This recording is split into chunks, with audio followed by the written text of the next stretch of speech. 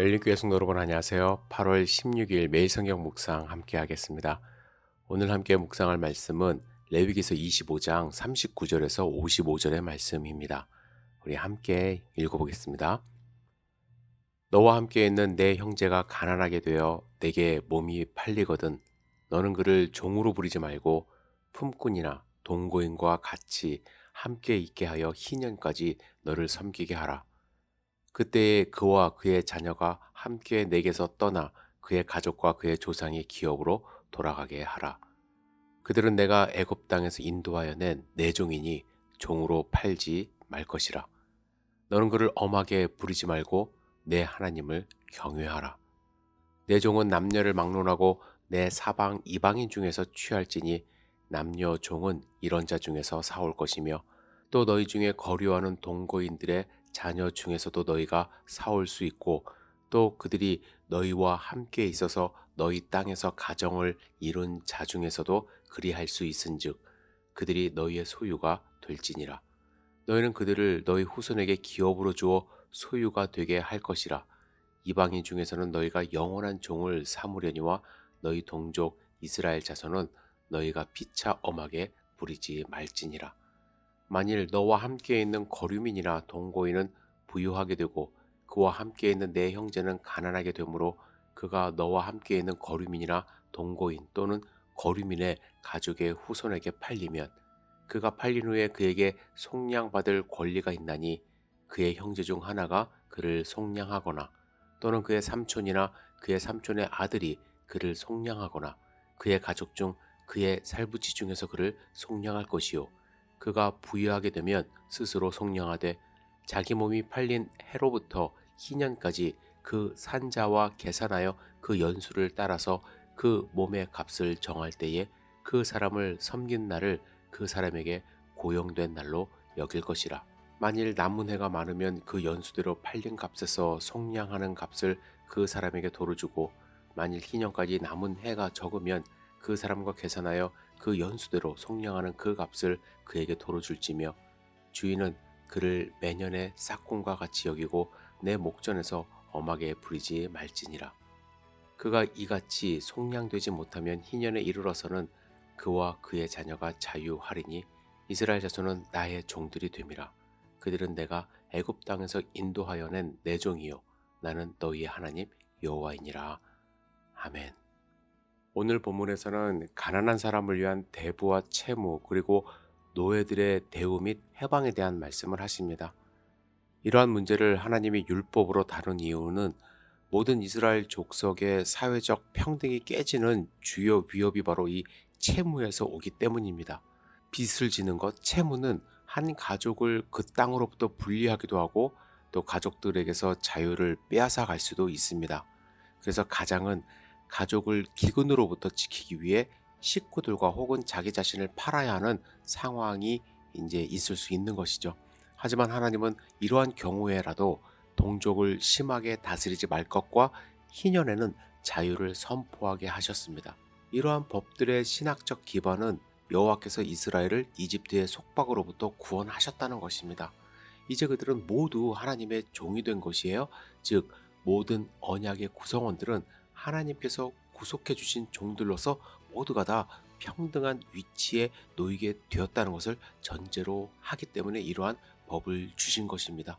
하지만 그럼에도 불구하고 삶의 과정에서 무거운 채무빚을 진 사람은 자신의 의무를 또한 다해야 했습니다. 그냥 무조건 그냥 빚을 다 탕감하는 것은 아니죠.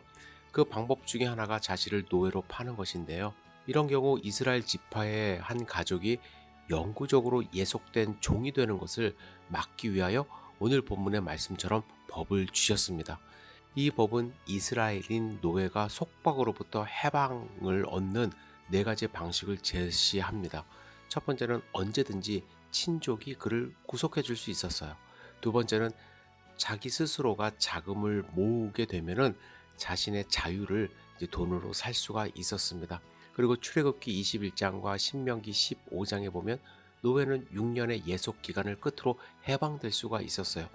안식년이 되면은 자유함을 얻을 수가 있었어요. 하지만 이 해방 시점에서 노예 자신이 주인에게 평생도록 예속되어 살겠다라고 이제 합의도 가능했습니다. 이런 합의가 필요했던 이유는 어떤 노예는 이제 풀어줘도 스스로 밖에서 살 능력이 안 됐기 때문에 그럴 수도 있고요. 또 어떤 경우는 그 예속된 기간 중에 결혼을 해서 아내를 얻고 자녀를 갖게 된 경우에 아내와 자녀들이 함께 풀려나지 못해서 그들과 함께 있기 위하여 그냥 예속된 상태로 머무르는 사람도 있었다는 것입니다. 그리고 네 번째는 이스라엘 노예의 해방을 위한 최종적인 법적인 장치는 50년마다 이제 돌아오는 희년의 나팔이 불러지면서 해방을 선언하는 그러한 장치들이 있었습니다. 어떤 분들은 본문의 말씀을 읽으면서 하나님이 어떻게 노예 제도를 용인하셨지라는 생각을 할 수 있습니다.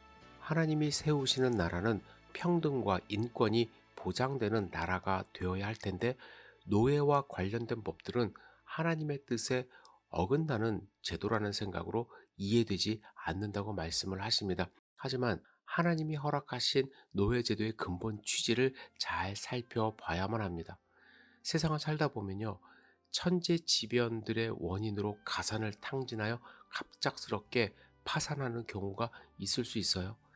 뿐만 아니라 부모님들의 갑작스러운 사고로 어린 자녀만 남아 생계가 곤란해진 경우도 있습니다. 물론 게으름, 도박 등의 이유로 빚더미에 앉게 되는 경우도 있지만 어떤 경우든 하나님은 스스로 그 빚을 갚아 자유를 얻을 수 있는 재기회를 주시고자 함이었습니다. 그리고 영구히 노예의 삶을 사는 것이 아니라 같은 동족끼리는 안식년 혹은 희년을 통해서 자유의 기회를 주셨어요. 하나님은 채무자들이 책임을 다해 채무를 벗어날 수 있는 기회를 제공하신 것이며 또한 그들의 채무에 대해 가족이 연대하여 빚을 갚을 수 있는 기회도 허락하셔서 가족 공동체가 사랑을 실천할 수 있는 그러한 기회를 주신 것입니다. 여러분, 고대 근동의 다른 나라들은 절대로 이런 법이 없습니다. 그들은 무조건 파산하면은 종으로 들어가서 평생, 그리고 정말로 힘들게 노동을 해야만 했습니다. 하지만 하나님은 동족끼리는 하나님이 그들을 애굽에서 속량하셨기 때문에 하나님의 종이기 때문에 서로 종으로 삼지 못하게 하신 거예요. 노예에서 해방될 수 없는 사회 구조는 악합니다. 하나님은 이러한 악을 제거하시고 정의와 사랑이 넘치는 사회가 되기를 원하신 것입니다. 이러한 제도를 통해서 세우시는 하나님의 뜻을 잘 새기셔야만 합니다. 정말 이 세상 가운데 우리가 함께 구원받은 사람으로서 어떻게 서로를 대해야 되는지 오늘 본문 말씀에서도 우리에게 말씀을 하십니다. 우리는 모두가 하나님의 종입니다. 서로가 서로를 섬기며 하나님 영광을 위하여 살아가는 하나님의 종임을 잊지 않고 오늘 하루 승리하는 삶 사시기를 주님의 이름으로 축복합니다. 기도하겠습니다. 전능하신 주님, 오늘 하루를 온전히 주님께 의지하며 살아가기를 원합니다. 하나님의 종으로서 하나님의 일을 하는 하나님의 사람들 될 수 있도록 축복하여 주시옵소서. 예수님의 이름으로 기도드렸사옵나이다. 아멘.